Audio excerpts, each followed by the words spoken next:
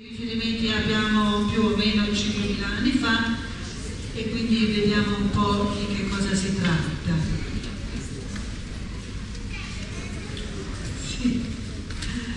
Anzi, iniziamo un po' con 4 singoli esercizi, quindi quasi di riscaldamento, ma che agiscono anche sugli organi interni. Questo per esempio agisce sui reni e sulla vescica, ha da fare con la stagione invernale, sia come stagione vera e propria, sia anche come stagione evolutiva, quindi con la terza età.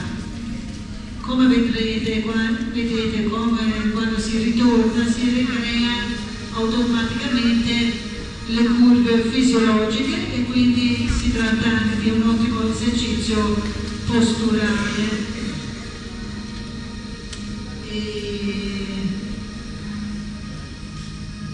Sì, posturale e quindi anche contro il mal di schiena.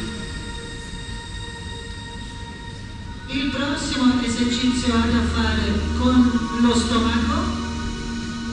Lo stomaco è molto importante per la medicina cinese perché è il centro del corpo, se uno si immagina con le mani estese in alto, è il centro dell'universo in genere, è il centro delle stagioni in quanto raccolto, e si dice che finché funziona lo stomaco tutto è guaribile, quindi si capisce che è molto importante curare e avere lo stomaco in ordine. Ecco, il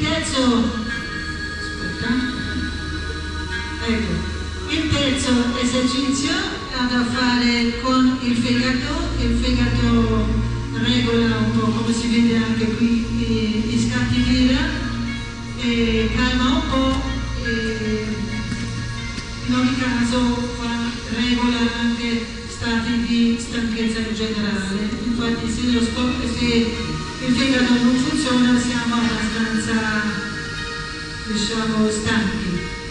L'ultimo esercizio, perché non vogliamo, diciamo, stancarvi o annoiarvi, ha da fare con la coleciste, bile, no? Con cistifeglia, chiamato anche cistifeglia, e forse è l'esercizio più importante oggigiorno perché da un po' lasciamo anche vivere tutti gli altri, ecco, lasciamo andare, ecco, ora io avanzo un po' perché sperando che sì, ecco,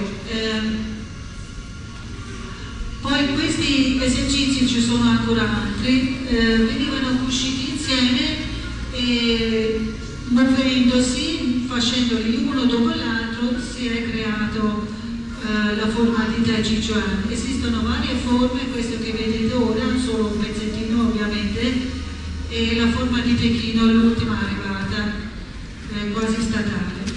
Questo possiamo vedere che ha da fare con lo stomaco perché prende il pallone che poi viene stirato, come nell'esercizio che abbiamo visto poco fa.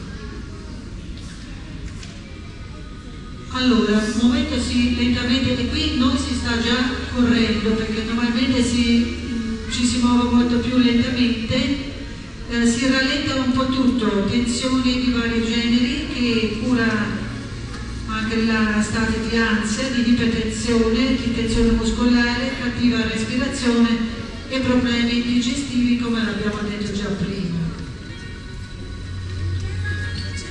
Ecco, muoversi lentamente sembra strano, ma è anche un ottimo esercizio contro l'osteoporosi, in quanto più a lungo si sta sull'arto, più calcio viene fissato nelle ossa. Ovviamente bisogna cominciare prima che insorge un problema.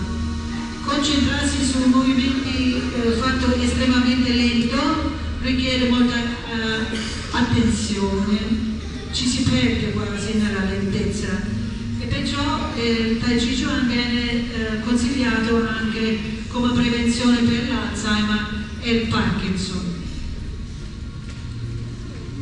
Muoversi lentamente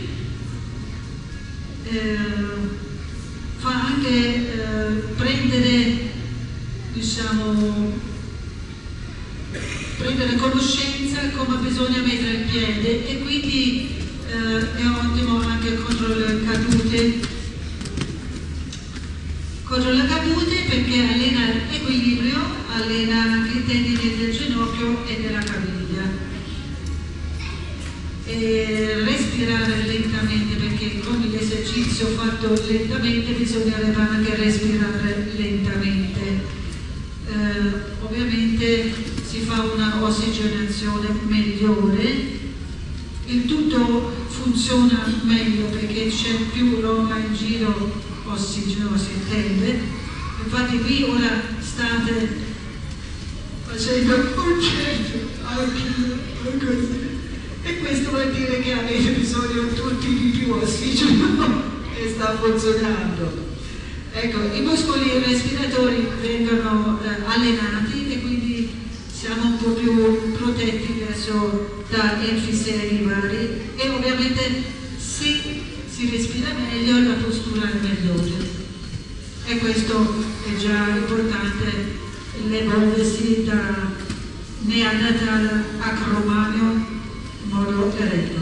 Come vedete si può farlo o esercitarsi da solo o in gruppo, non c'è nessun problema. Un'altra cosa importante, si può fare dove si vuole, dappertutto, non avete bisogno di nessun attrezzo, di nessun partner, di niente.